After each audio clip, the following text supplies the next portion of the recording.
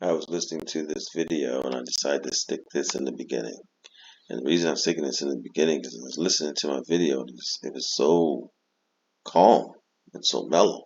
And I don't want you to be bored, but I want you to know what you're walking into when you come into DK. We'll talk about it. And so I'm going to play this piece of this intro about me, and it'll explain how sometimes when I talk about things, it seems I'm calm, but that's just the way it is. So let's listen to this for a minute. The waters seem to calm down when we help each other out. And so, DK will talk about it. We're going to talk about a lot of subjects.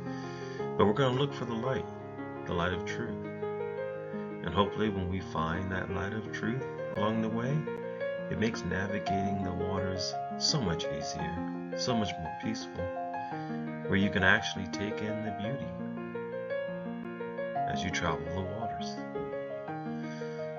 It'll be like relaxing on a beach, one of my favorite places, if you haven't. Yes, it will be like relaxing on the beach. So if you're coming here for hype and hyperbole, you're not going to get it. That being said, let's keep going.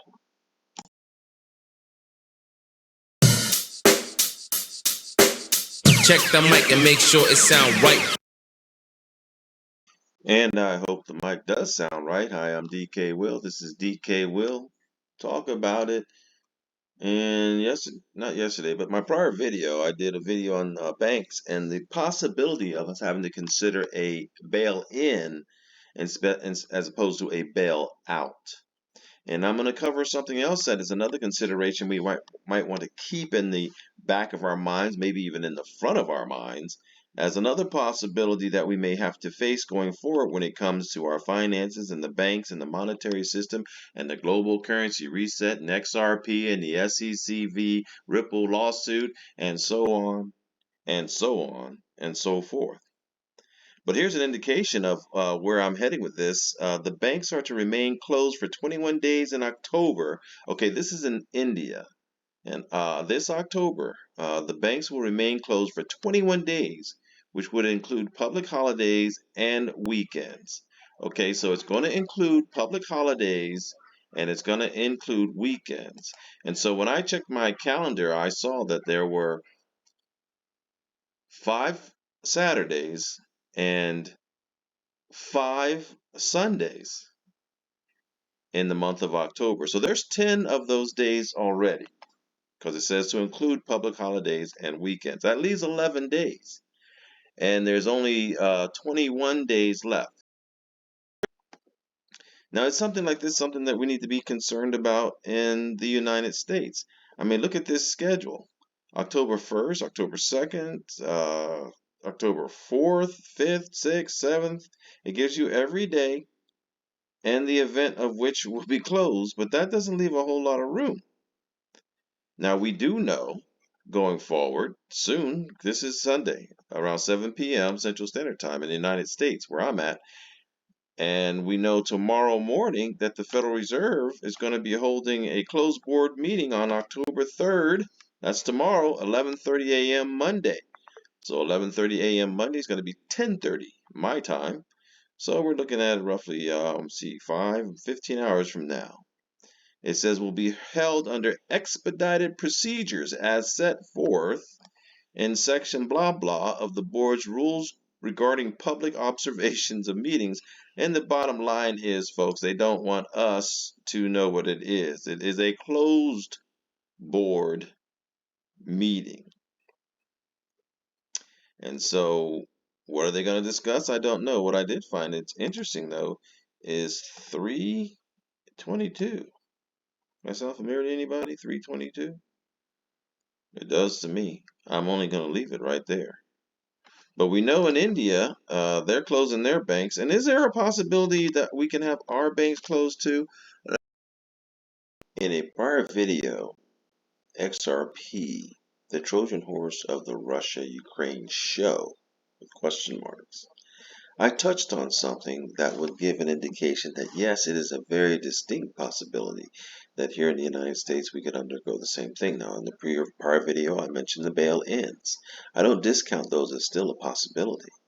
However, there are other methods and means to get this done, this currency reset, either the Great Reset or the global currency reset, whatever you want to call it.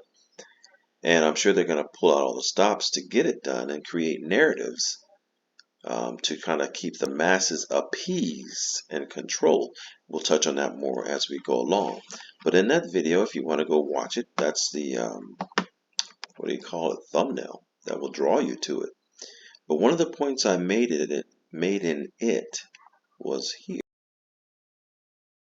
And I touched on how there was an executive order put in place back then for gold and gold bullion. Well, XRP is our gold today. However, in regards to the banks, at that time too, back in 1917, there was a Trading with the Enemy Act.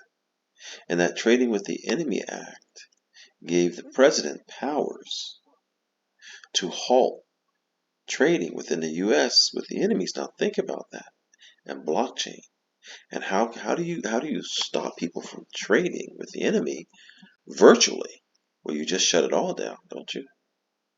And so one way it is to shut down the banks, and of course another, which has been done before, is shut down the exchanges. And so it could lead to a period where American citizens aren't even able to change. And there was also the Emergency Banking Act, which this was a byproduct of that. Let's just take a brief look at both of those now. Here you see the Trading with the Enemy Act of 1917, codified at blah, blah, blah, blah, blah, blah, is a United States federal law enacted on October 6, 1917, that gives the President of the United States to oversee or restrict any and all trade between the United States and its enemies, plural, in times of war. It was amended in 1933 by the Emergency Banking Act to extend the authority also in peacetime. Now, this was pulled back in 1977 by the International Emergency Economic Powers Act to restrict the application of the Trading with the Enemy Act only in times of war. We are at war, folks, and people seem to have forgotten that, but we've been at war now for they call it the war against terrorism, but they never closed that war. They never declared a victory, and that's how they continue to give presidents so much power. And this act is no different. The the Trading with the Enemy Act is absolutely no different. And if you will look, you can see so many countries that it has been used against. And of course, the overwhelming majority of the countries would also be involved in the internet. But if you have any dealings with crypto exchanges, you know that you do tie your bank accounts in to be able to pay for your trades and your transactions.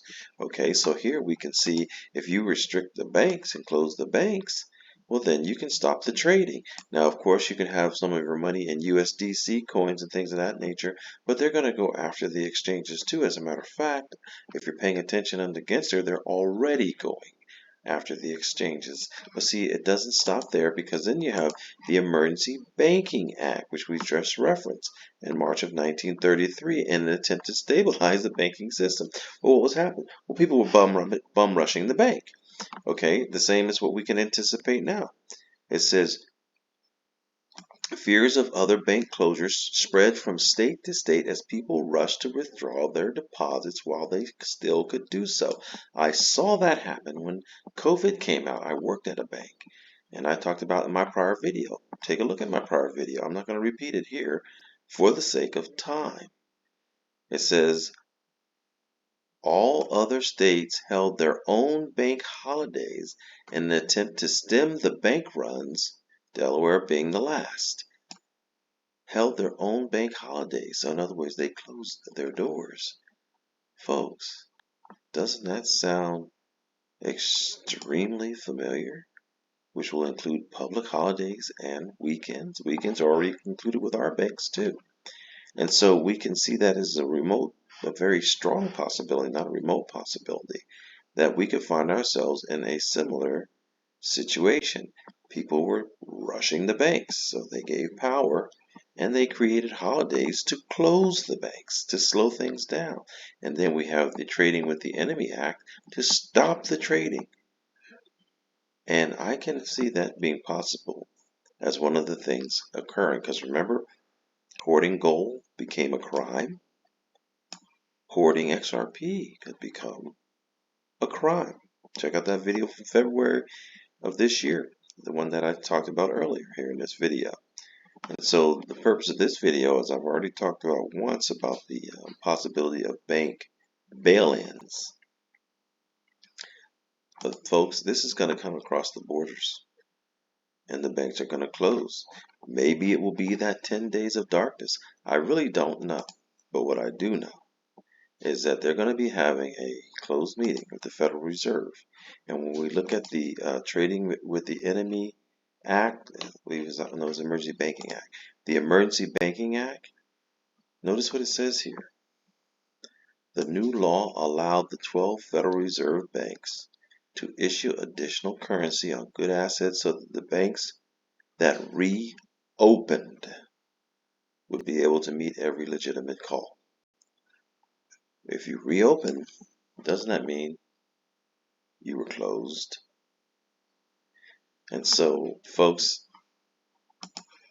let's not think that we can look at all this news happening across the water, across the pond, and it's not going to make it here. They're going to give us a narrative and a reason and a spiel and a deal. But the mechanisms are already in place for bank bail-ins, bank shutdowns, halting of trading.